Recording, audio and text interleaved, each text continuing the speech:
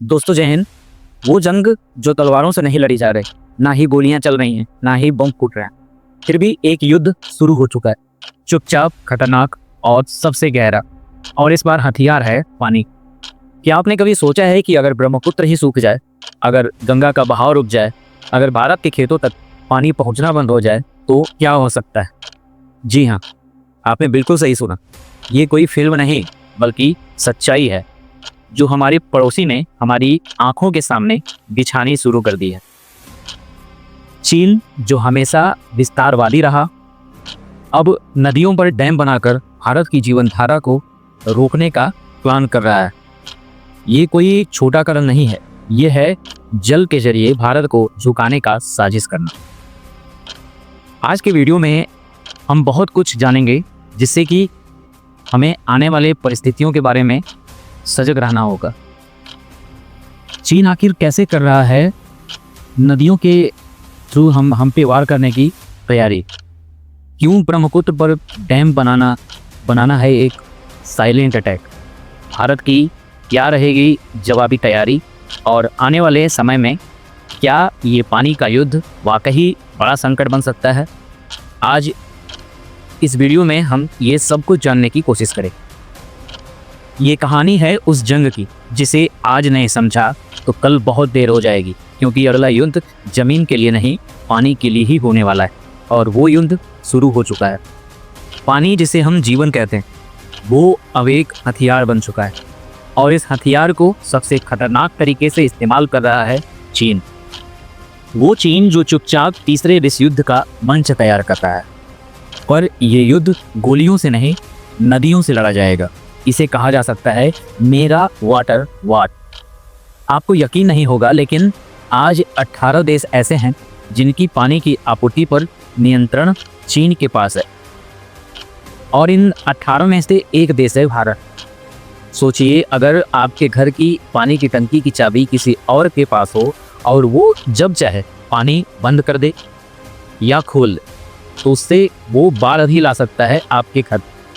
तो क्या आप सुरक्षित हैं? चीन आज तक 84,000 से ज़्यादा डैम बना चुका है, और अब वो दुनिया का सबसे बड़ा हाइड्रो पावर डैम बना रहा है। अब ये डैम कहाँ पे है? तो ये डैम है अरुणाचल प्रदेश की सीमा के ठीक पास, और वो जगह जिसे चीन साउथ तिब्बत कहता है, यानी वो भारत के उस क्षेत्र पर भी दावा ठोकना चाहता है। और ये सिर्फ सीमा पर कब्जे की बात नहीं है, ये एक रणनीति है कि ब्रह्मपुत्र नदी भारत की सबसे अहम नदियों में से एक है, और उसका पानी अपनी तरफ वो मोड़ ले। और ध्यान दें कि ब्रह्मपुत्र पर 3 डैम्स पहले ही बन चुके हैं, और वो पूरी तरह से चालू हैं। यानी चीन अब भारत में बाढ़ और सूखा दोनों पैदा कर सकता है, और सच तो ये है कि वो ऐसा कर भी चुका है। अब सवाल ये है कि चीन के पास ये ताकत आई कहाँ से? इसका जवाब छुपा है एक क्षेत्र में जिसका नाम है तिब्बत। तिब्बत को केवल एक पहाड़ी इलाका समझने की भूल बिल्कुल मत करिएगा, क्योंकि ये दुनिया का सबसे ऊंचा पठार है, और third pole of the world इसको क्या कहा जाता है। यहाँ इतने ग्लेशियर और बर्फीले स्रोत हैं, इसे नॉर्थ और साउथ पोल के बाद सबसे बड़ा फ्रेश वाटर सोर्स माना जाता है। दुनिया की 6 सबसे बड़ी नदियाँ यहीं से निकलती हैं, और ये नदियाँ दुनिया की 1/5 आबादी की पानी की जरूरत को पूरा करती है। और चौंकाने वाली बात यह है कि इनका लगभग 48% पानी भारत में आता है। और जब 1951 में चीन ने तिब्बत पर जबरदस्ती कब्जा किया था, तब से ये पूरा का पूरा पानी का जो स्रोत है वो चीन के कब्जे में आ गया। बस यहीं से शुरू हुआ वाटर वार का खेल। पानी हमेशा से जीवन देता था, पर अब चीन ने इसे जीवन छीनने का जरिया बना दिया है। उसकी रणनीति क्या है, उस पर भी हम चर्चा करेंगे। तो इसकी जो पहली रणनीति है वो है पानी को मोड़ देना, diversification of the water. Brahmaputra जैसी नदियां भारत और बांग्लादेश को सिंचती हैं, पर चीन ने डैम बनाकर इनका रुख बदलना शुरू कर दिया। वो ऐसा सिस्टम बना रहा है जिससे ब्रह्मपुत्र का पानी अपने उत्तर पश्चिमी इलाके यानी शुष्क क्षेत्रों में मोड़ सके, जो भारत के लिए बर्बादी का संदेश है। क्यों? क्योंकि अगर ब्रह्मपुत्र का पानी चीन रोक लेता है तो पूरा पूर्वोत्तर भारत सूखे की चपेट में आ जाएगा। और अगर अचानक डैम के गेट खोल दिए जाएं तो असम और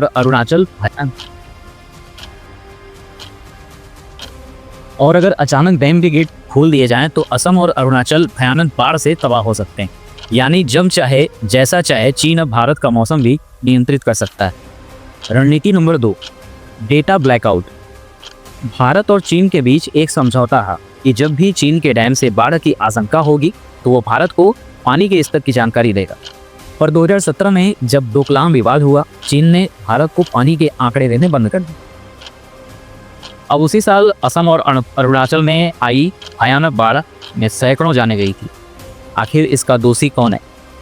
चीन ने बस कंधे उचका दिए थे कि कोई जवाब नहीं, उनको कोई कुछ भी नहीं पता था। अब इनकी अगली रणनीति है मेगा डैम धमकी। यानी चीन अब बना रहा है इतिहास का सबसे बड़ा हाइड्रो पावर प्रोजेक्ट, जिसका नाम है यारलंग त्सैंगपो डैम। ये वही नदी है जो भारत में ब्रह्मपुत्र कहलाती। अगर ये डैम बन गया तो समझिए भारत की नदियों पर चीन का फुल कंट्रोल हो जाएगा। अब ये डैम इतना बड़ा होगा कि दुनिया के 2 सबसे बड़े डैम थ्री जॉर्ज और इटिपू दोनों को पीछे छोड़ देगा ये। अब मतलब ये कि सिर्फ एक स्विच से चीन भारत की कृषि, बिजली और पीने के पानी को रोक सकता है। अगली रणनीति है पड़ोसी देशों पर शिकंजा करना। चीन सिर्फ भारत ही नहीं बल्कि Bangladesh, Myanmar, Laos, Thailand, Cambodia, Vietnam जैसे देशों की नदियों पर भी डैम बनाकर पानी रोक रहा है। अब मेकोंग नदी जो दक्षिण पूर्व एशिया की जीवन रेखा है, उस पर चीन ने 11 बड़े डैम बना दिए। अब नतीजा क्या होगा इसका? नीचे के देशों में अब सूखा सूखा देखने को मिलेगा, सूखे का पूरा मंजर होगा। खाद्य संकट होगा, खाने की जो पूर्ति है वो हो नहीं पाएगी और वहाँ पे बिजली की कमी हो जाएगी।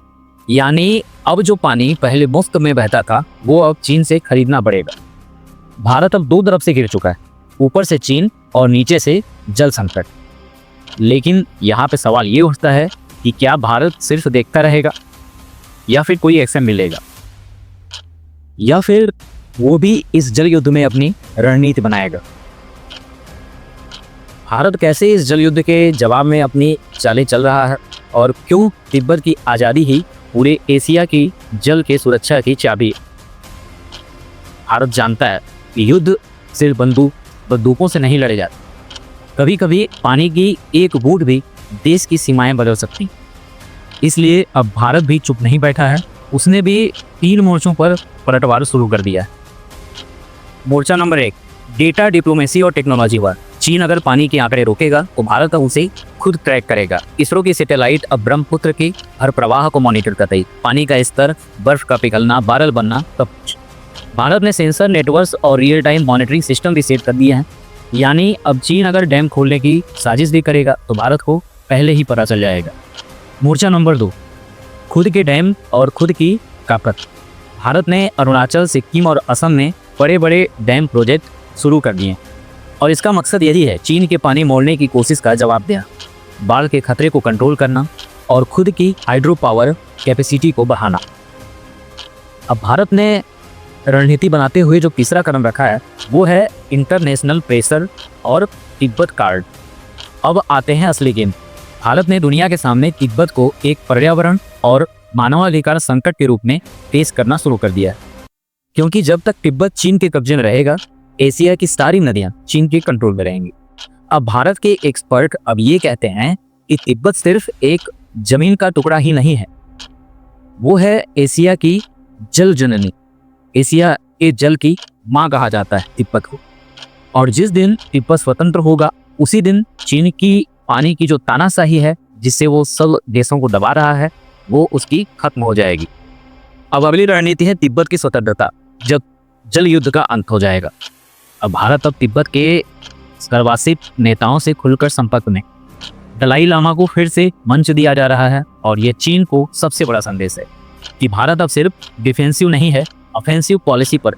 लेकिन कहानी यहीं खत्म नहीं होती, क्योंकि पानी का ये युद्ध सिर्फ भारत चीन का नहीं है, ये पूरे एशिया की किस्मत तय करने वाला युद्ध होगा। और अब वक्त आ गया है कि दुनिया पूछे कि क्या चीन को पानी की सप्लाई रोकने का अधिकार है या फिर एशिया की नदियां सबकी।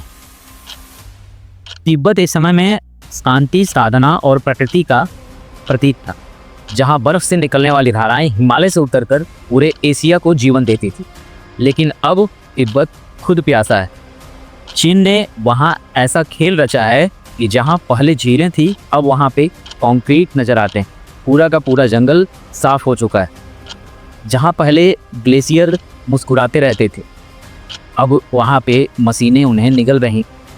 चीन ने तिब्बत में दर्जनों मेगा डैम्स बना दिए हैं, हजारों किलोमीटर लंबी पानी मोड़ने वाली सुरंगें बना दी हैं और ऐसी तकनीकें जिसने कि नदी को उसका रास्ता याद ही नहीं रहता। पर सवाल ये है कि ये चीन कर क्यों रहा है? चीन तिब्बत के साथ ऐसा क्यों कर रहा है? तो जवाब है उसके दो मकसद हैं। एक स्ट्रेटेजिक डोमिनेशन, पूरे दक्षिण एशिया की नदियों को अपने कब्जे में रखना, और तिब्बत की पहचान मिटाना ताकि वहाँ की जो संस्कृति है, जो वहाँ का भूगोल है और जनता सब चीन के रंग में रंग जाए। यही चीन चाहता है। पर अब तिब्बत की जो जनता है वो चुप नहीं बैठी, उनके अंदर भी आक्रोश उत्पन्न हो रहा है। वो भी कहीं ना कहीं खड़े हो रहे हैं, अपने लिए स्टैंड ले रहे हैं। तिब्बत की निवासी संसद और कार्यकर्ता दुनिया भर में चीन की जल तानाशाही के खिलाफ प्रदर्शन कर रहे हैं। वे कहते हैं कि अगर तिब्बत नहीं बचा तो एशिया नहीं बचेगा। पर्यावरणविद कहते हैं कि तिब्बत में जो हो रहा है वो स्लो मोशन इकोलॉजिकल जेनोसाइड है, यानी धीरे धीरे एक पूरा इलाका रेगिस्तान में बदलता जा रहा है सिर्फ ताकत के लिए। और भारत को पता है, भारत चुप नहीं बैठा है। उसे चीन की एक एक गतिविधि के बारे में पता है, क्योंकि भारत के पास भी बहुत सारे जवाब देने हैं अपनी जनता को सुरक्षित रखना है। तो कोई भी देश हाथ पे हाथ रख के नहीं बैठता है। अब भारत भी यूएन में जलवायु मंचों पर यह सवाल उठा रहा है कि क्या किसी देश को इतना हक होना चाहिए कि वो पूरी दुनिया की नदियों का रिमोट कंट्रोल अपने पास रखे। और इस पूरे घटनाक्रम का सबसे चौंकाने वाला हिस्सा अभी भी बाकी है, क्योंकि वो चीन अपने लोगों तक, जो इनके लोग हैं उनके तक भी पीने का जो साफ पानी होता है वो वहाँ तक पहुँचा ही नहीं पा रहा। अब वहीं चीन दूसरे देशों का पानी मोड़कर उन्हें गुलाम बनाना चाह रहा है। चीन के अंदर कैसे पानी को लेकर संकट गहराता जा रहा है और कैसे एक दिन यही पानी उसके विनाश का वजह बनेगा। चीन ने सोचा था कि अगर वो पानी रोक लेगा तो पूरी दुनिया उसकी मुट्ठी में होगी, पर किस्मत को उसकी चालें मंजूर नहीं। आज चीन अपने ही देश में भयंकर जल संकट से जूझ रहा है। आपको ये जानकर हैरानी होगी कि जिस देश ने सबसे ज़्यादा डैम्स बनाए, आज के समय में, आज के परिवेश में उसी देश की करीब 40 करोड़ आबादी को पीने का पानी भी नसीब नहीं है। 40 करोड़ आबादी के पास साफ पानी नहीं है उनके पीने के लिए। तो ये तथ्य हम जब जानते हैं तो ये कहीं ना कहीं हमारे दिमाग में पिंच करते हैं कि आखिर ऐसा क्यों हो रहा है। 70% झीलें और नदी झरने सूख चुके हैं। चीन की 60% से ज़्यादा ग्राउंड वाटर सप्लाई प्रदूषित हो चुकी है। हर साल चीन में हजारों छोटे छोटे जो गांव हैं वो पानी की कमी से खाली हो रहे हैं। और तो और south north water diversification project, जो चीन का अब तक का सबसे महंगा जल परियोजना है, वो ट्रिलियन युआन खर्च करने के बाद भी नाकाम हो चुका है। तो चीन अब क्या कर रहा है? अब चीन कर रहा है क्लाउड सीडिंग, यानी कि बादलों में रसायन डालकर बारिश को मजबूर करना कि नहीं, तुम्हें बरसना ही पड़ेगा। तुम्हारी हिम्मत नहीं है कि तुम न बरसो। जबरदस्ती बरसाने पे उतारू हुआ है चीन क्लाउड सीडिंग के जरिए। पर यह भी एक खतरनाक जुआ है, क्योंकि इससे अनियमित बाढ़, सूखा और मौसम चक्र बिगड़ सकता है। और जैसे कोरोना में पूरे देश को इसका नुकसान भोगना पड़ा था, वैसे ही अभी भी भोगना पड़ेगा। और इन सबसे ऊपर चीन की जनता सवाल पूछ रही है, वो पूछ रही है कि इतने डैम्स किसके लिए बनाए गए जब हमारे खेत ही सूख रहे हैं और नदियाँ जहर बन गई हैं। चीन के विशेषज्ञ भी मानते हैं कि हमने नदियों को मशीन समझ लिया।